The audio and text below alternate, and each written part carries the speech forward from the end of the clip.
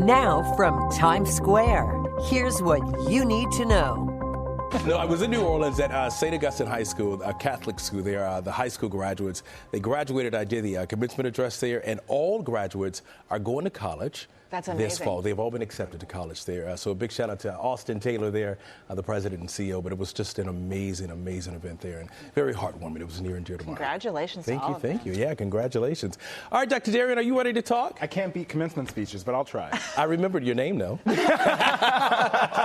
right, let's talk about this medical headline. Just pick it with you, Eva. A new study is looking at how good cholesterol levels can impact your risk of heart failure. Yeah, so this is looking at the benefit of that HDL, that good cholesterol. This is that lab result that when you get it back, you want it to be higher or go closer to 60. So in this study, they followed over 17,000 people, collecting data, following them over many years, following their HDL levels, and they found that HDL, or high HDL, was protective against a problem called heart failure. Now, this is a very common problem in the emergency room. Over 1 million visits a year. Even as early as this, earlier this week in my time in the emergency room, I at least have one case during every shift. That's how very common it is.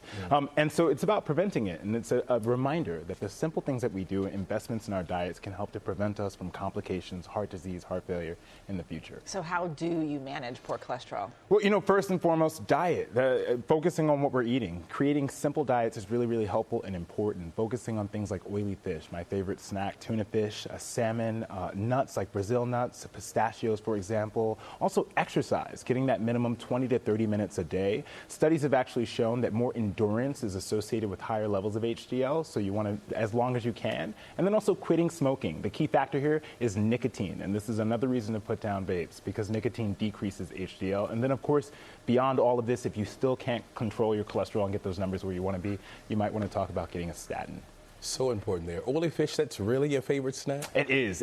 And I'll, you know, we should have a segment. I'll make you my tuna fish because I really I'm good. I love it. I love We're good it. over here, Doc. All right. No one has, I have had no We complaints. like you. We'll stay away from your tuna fish.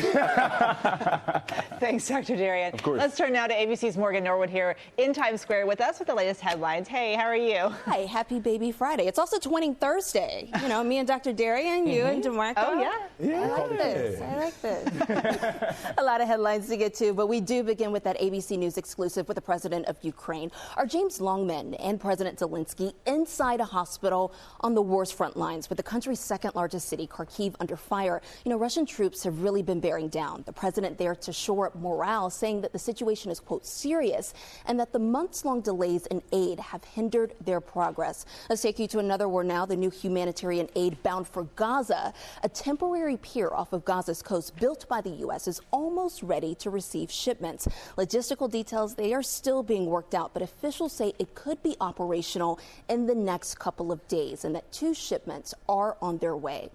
All right, politics now. In an unconventional turn of events here at home, President Biden and former President Trump will face off in not one, but 2 debates, one this June and one right here on ABC on September 10th. Now, both candidates bucking tradition and bypassing the nonpartisan Commission on Presidential Debates. No live audience for these showdowns.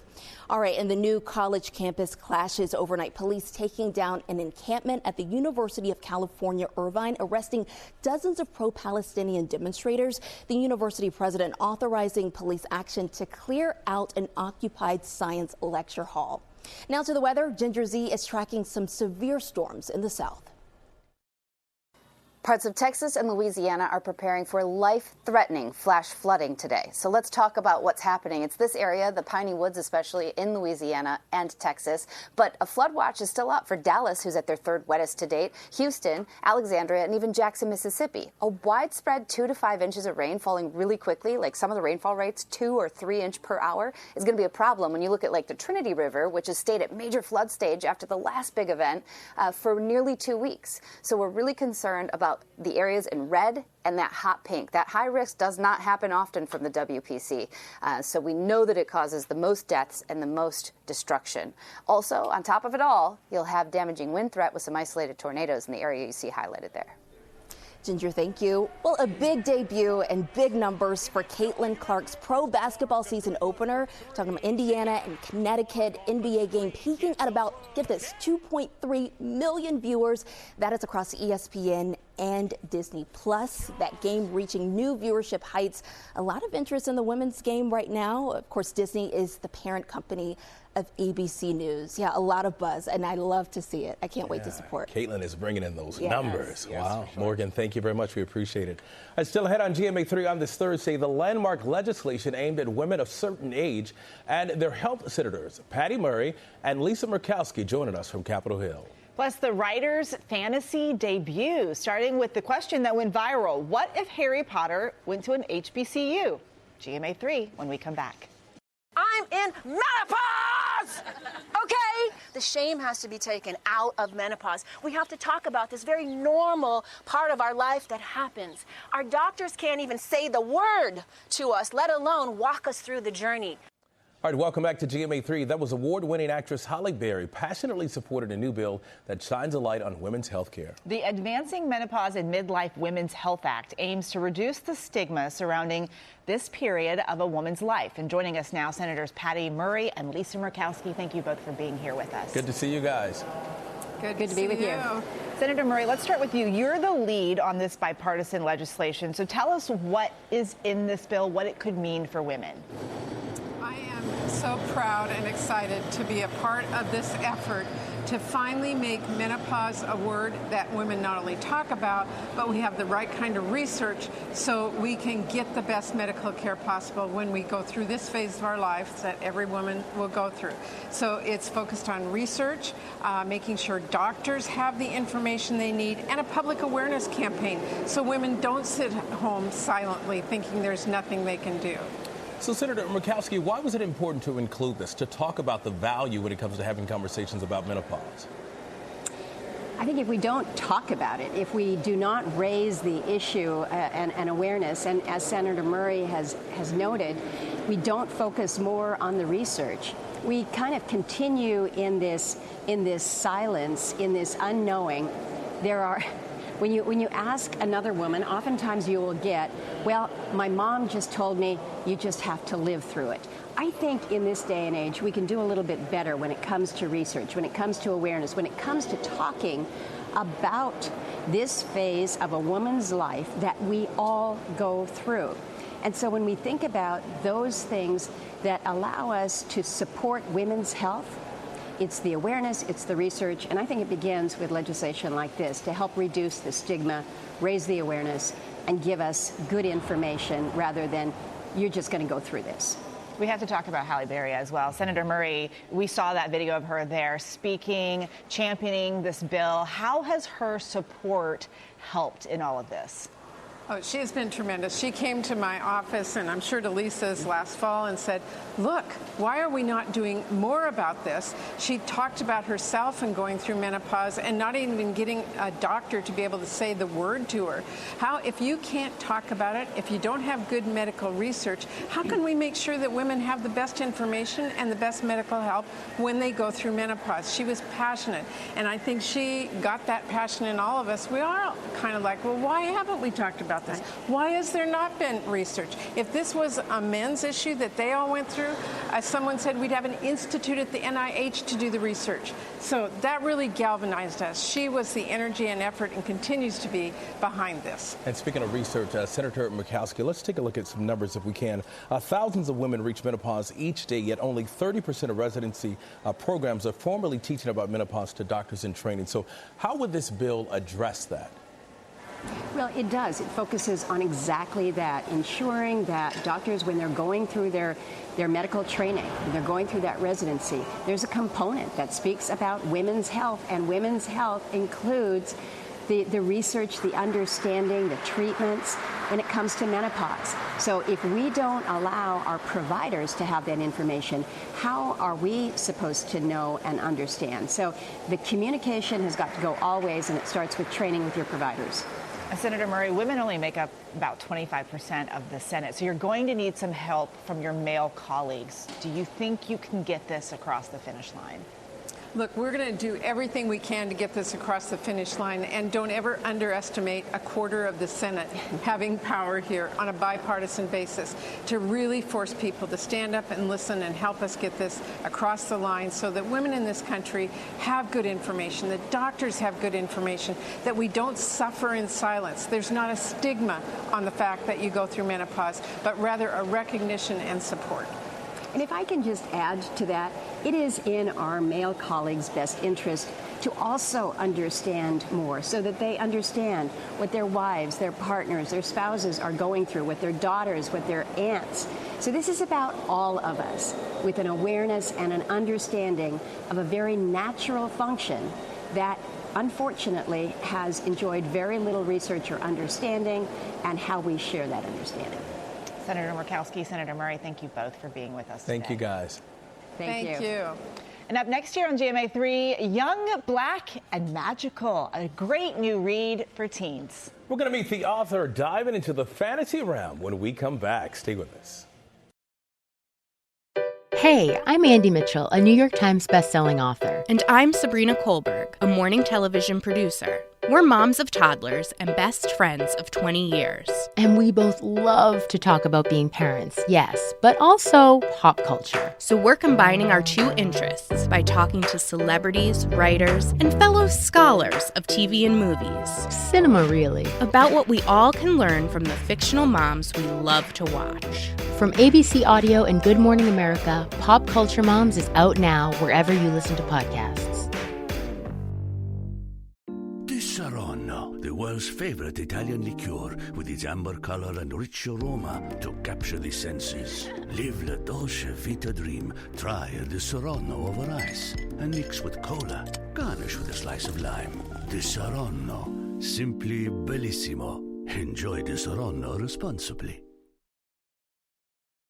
Welcome back to GMA3. Our next guest had a tweet go viral when he asked, what if Harry Potter went to an HBCU? Well, now he joins us to talk about his debut novel, Blood at the Root. The young adult fantasy follows a teenager finding family and strong community at an HBCU for the young, black, and magical. And joining us now is Ladarian Williams. Good to see you, man. Thank you for having me. So you already have a love for HBCUs. I can't wait to dive into this book, but you say you wrote it out of frustration. Why? Yeah, I went to a bookstore and I was trying to, get back into reading young adult fantasy, and I didn't really see a black boy on the cover. And I was just like, where are the black boys, that get to be the magical hero in their own story? And the bookstore clerk, she said, we really don't have any. And so I was just like, I have to go home and just lock myself in my apartment. Say no more. Yeah. And I locked myself in my apartment for 12 days, and I wrote the first draft of what Blood at the Root came to be. So in 12 days? In 12 days. That's magical in itself. Locked yourself up. I did.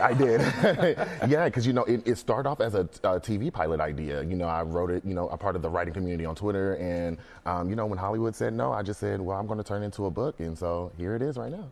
One of your non-negotiables was this cover. Of course, yeah. Because of your experience? Yeah, I just, before the ink was even dry, I said, I have to have a black boy on the cover because it's just going to showcase, imagery is just so powerful, and so it's going to showcase to young boys, like, in Mississippi, Alabama, Georgia, wherever, that they too can be the hero in their own story. So that's why I wanted a black boy on the cover, especially in a hoodie, and, you get to see him being magical and cool, and, it's just, that's why I wanted it, so. So what's been the reaction so far, especially from little boys? Yeah, it's just been so great just seeing, people on TikTok and Twitter, like they've been with the story so long since the beginning, and now they get to hold the book. It's just been really great. Just people opening up the book and reading it in a day.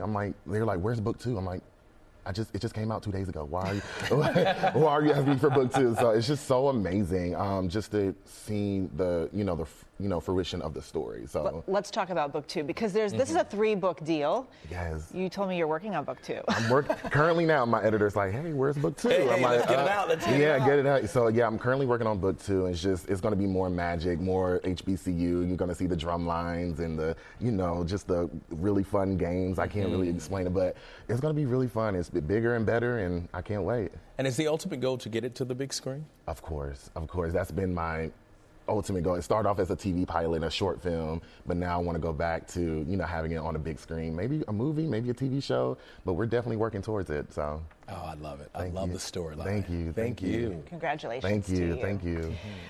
And you can pick up a copy of Ladarian's book, Blood at the Root, wherever books are sold. Or you can scan that QR code right there at the bottom of your screen if you'd like to purchase a copy. All right, so head on GMA3, dealing with a dog bite. Dr. Darian Sutton with some important information. And later, TikTok users take on the federal government to save the app they love.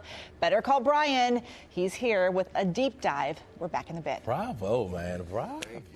We're back now with Dr. Darian, taking a look at a new study that finds that black people have the highest overall cancer death rate among all groups. That's right. This new study from the Cancer Disparities Progress Report, just released in 2024, it found that black Americans have the highest rates of not only cancer diagnosis, but cancer deaths. And it's not just selected to this group of people. Also, those who are increased risk are Alaska Native populations, American Indian, Asian populations.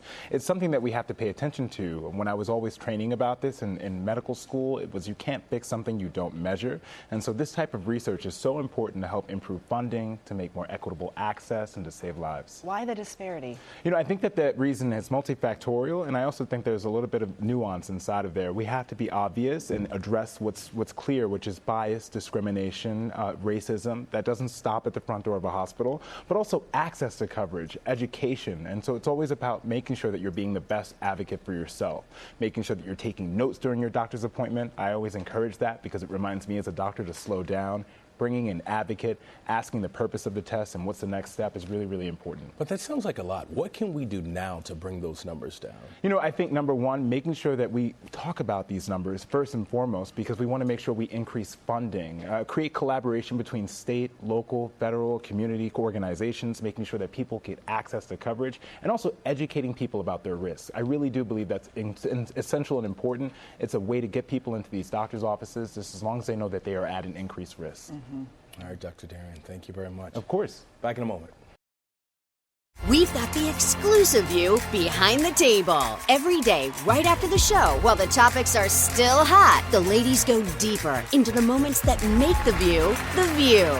The Views Behind the Table podcast. Listen wherever you get your podcasts. People who disappear without a trace. Where is she? The most notorious murder cases in New York. Pure evil. And the most devious killers. There's a Hannibal Lecter feel to him. For chilling true crime stories, follow the True Crime NYC podcast wherever you listen. All right, welcome back to GMA3. Just last week, TikTok and its parent company ByteDance filed a legal challenge over the legislation that would force the app to sell or be banned in the U.S. And the suit cites its users' First Amendment rights. Now, some users are also suing the government. A group of 8 TikTok creators are claiming the law violates their rights to free speech. Better call Brian. Joining us now with his perspective, ABC News contributor Brian Buckmeyer. Good to see you, man. Always a pleasure. Thank you. So we have to start with the most obvious question. Do these content creators have a case here? They actually do. If they can establish that this is a violation of their First Amendment rights, that they have this unique speech and this very unique algorithm and application, that the government is in essence saying you can't use it anymore. We're asking that it no longer is provided in the United States. That is a limitation of their speech, and they do have an argument there, especially when you consider that the solution that the government is putting forward is banning it altogether and not some smaller restriction. There was an attempt at a state ban in Montana. How did that play out, and could it be used as a model moving forward? Oh, absolutely. So first and foremost, that case in Montana, the TikTok ban was very similar to that of the federal ban that we're seeing now. And a federal judge said, no, you can't do that. In fact, he dug in a little bit deeper, and the judge ultimately said this seems to be more about an animus towards who is owning the company and less about protecting consumers. And in terms of balancing the needs to allow people to have the First Amendment speech, but also national security, which is a big point of which the government, both in Montana and the federal government, is arguing, the judge says that balancing act that you're doing weighs more in favor of First Amendment rights, and they block that Montana ban. Let's talk about the government's case. The Justice Department tells ABC News the legislation addresses critical national security concerns in a manner that is consistent with the First Amendment and other constitutional limitations, and that it's looking forward to defending its legislation in court. So in cases like this, how does the court decide whose interest wins here? Got it. So first and foremost, the first question becomes, this law, does it directly or indirectly ban free speech? If it's indirect, we call it something like content neutral, and there's a lower standard. Think of like the difference between a criminal and a civil case. Obviously, there's a higher standard. If it's an indirect ban, it's a much lower standard. And there, you're asking the question, does the speech that is indirectly limited, the law must further an important government interest, but it has to do so in a substantial way that affects that interest. It's a lower level than if that law directly bans it. If the law says, you know what, we're directly banning this unique algorithm that is TikTok, then you have to have a higher standard. And that's what the creators are arguing. They're saying you don't have a compelling interest here, and you haven't narrowly tailored your solution to trying to solve it. The compelling interest being that the creators are saying your idea of national security is more theoretical. You can't point to an actual instance, and this solution isn't saying just put safeguards. You're saying throw out the baby with the bathwater, so to speak. And so that's kind of how a court may evaluate these arguments. All right, so what's next in the case? So in the creators case, as well as in the TikTok's main case, they're asking for what's called an injunction. I would probably say it's like a preliminary injunction where they're saying, you know what, we can't do this fire sale of TikTok. If you do so, my interest will be damaged. So they're asking the judge to evaluate the case, put a pause on it, allow for the cases to go through the court systems, and then ultimately come up with a solution before TikTok has to ultimately sell its company. Looking at your crystal ball. Do tell. I've got a few dollar bets with other attorneys out there. I think they win the injunction. I think there's enough there to get a pause.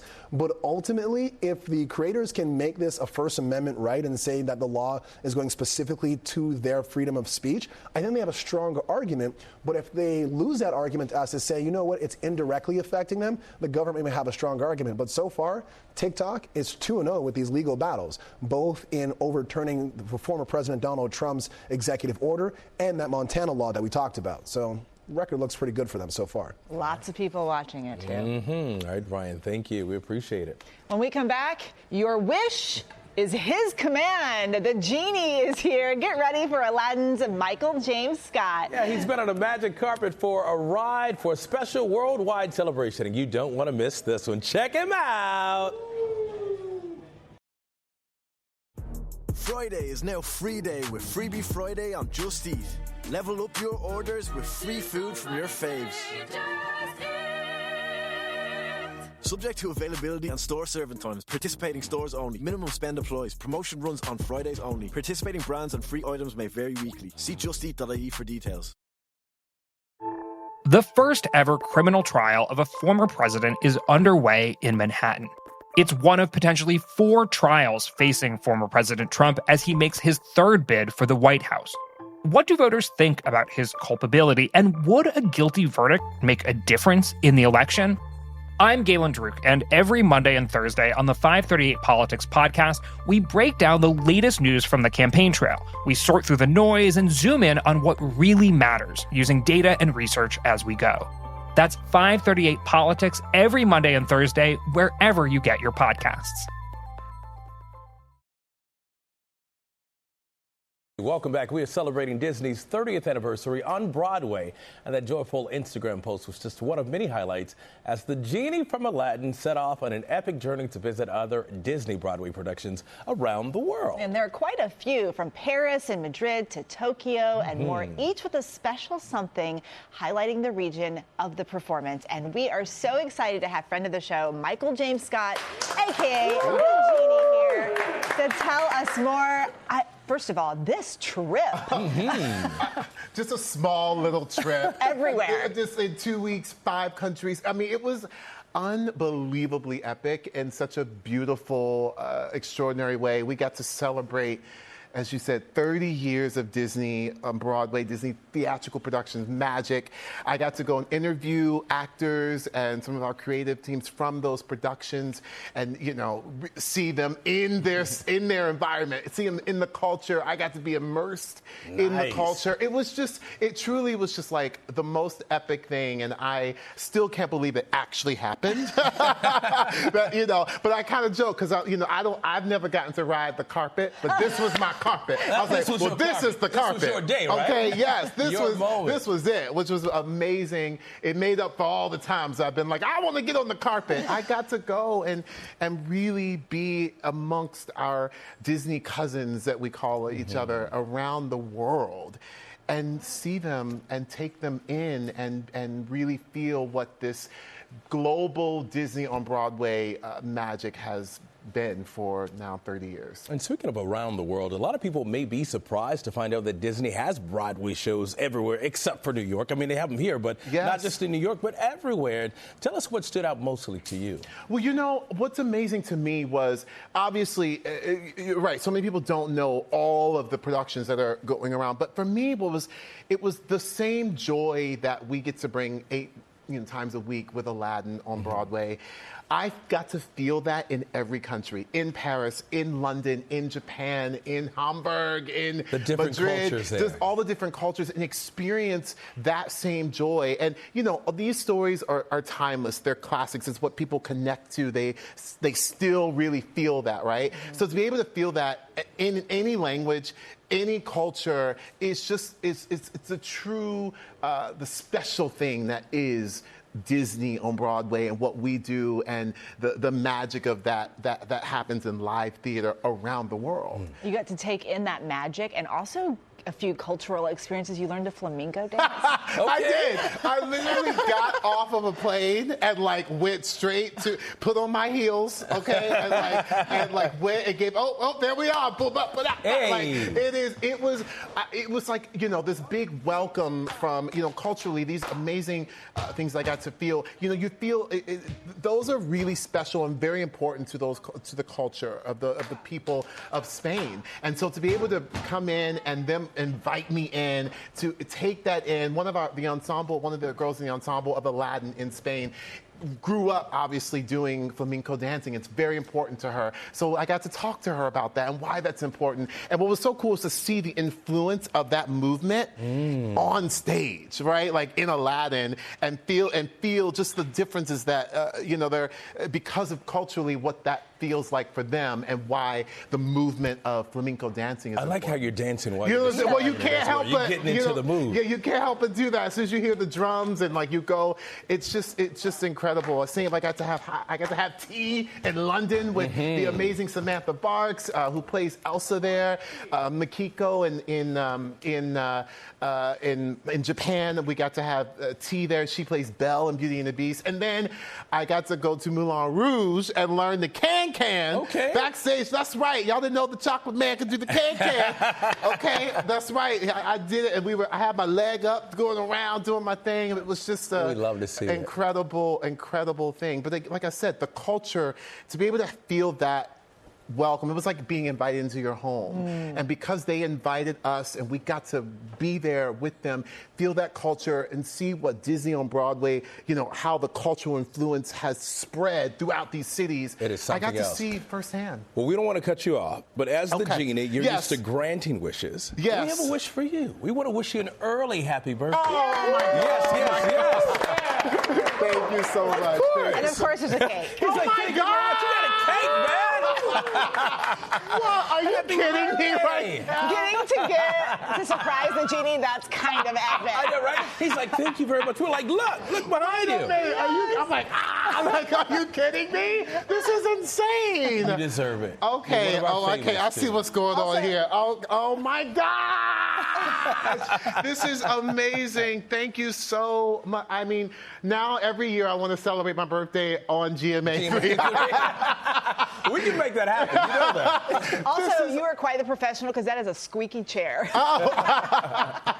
Michael James Scott, thank you so much and happy birthday. Oh my gosh. I'm so speechless right now. And Disney's Aladdin on Broadway recently celebrated its 10th anniversary. You can see this genie in action at the New Amsterdam Theater. We love Michael. Yes, we do. When we come back, she stars in the very popular Will Trent series. What Iantha Richardson says set the show apart. She joins us here next. Happy birthday!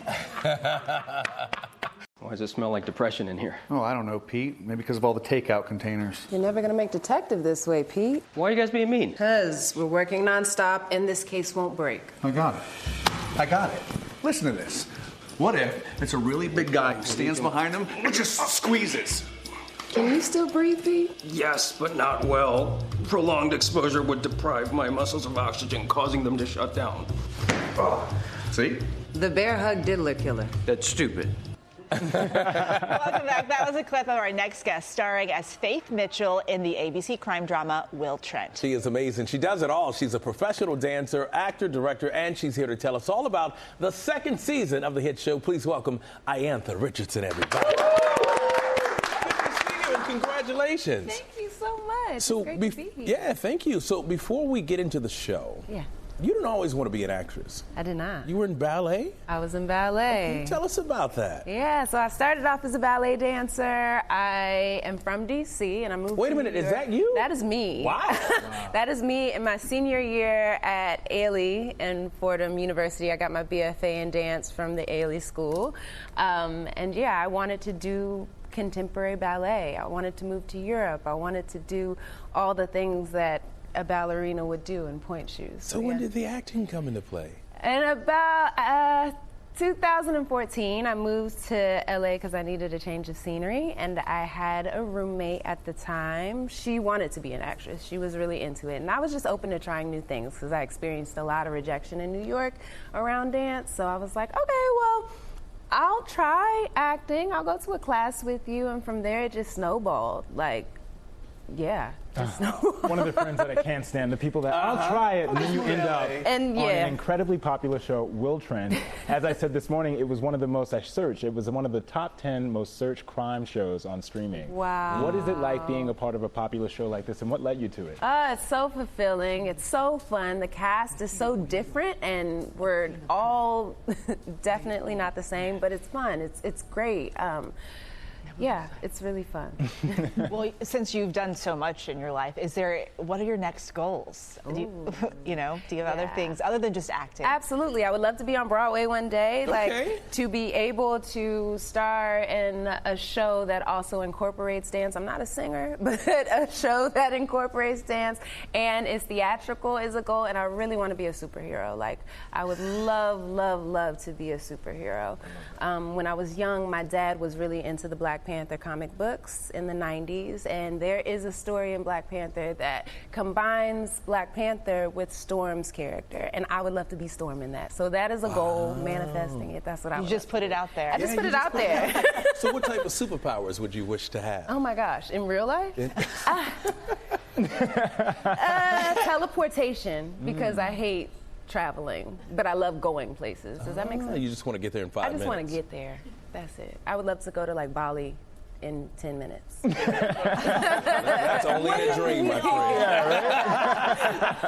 Iantha, you have been so lovely. Thank you so much for being here with us. Good luck, too. And you can catch Will Trent Season 2. The finale airs May 21st at 8 p.m. right here on ABC, and you can stream episodes the next day on Hulu. Bali in 10 minutes? That's a good wish right there. Folks, that is what you need to know on today. I'm DeMarco Morgan. I'm Eva Pilgrim. And I'm Dr. Darian. For all of us here at ABC News, have a great Thursday. Bravo. Thank you, guys. That's really impressive. So you weren't like New York didn't turn you off completely. So you're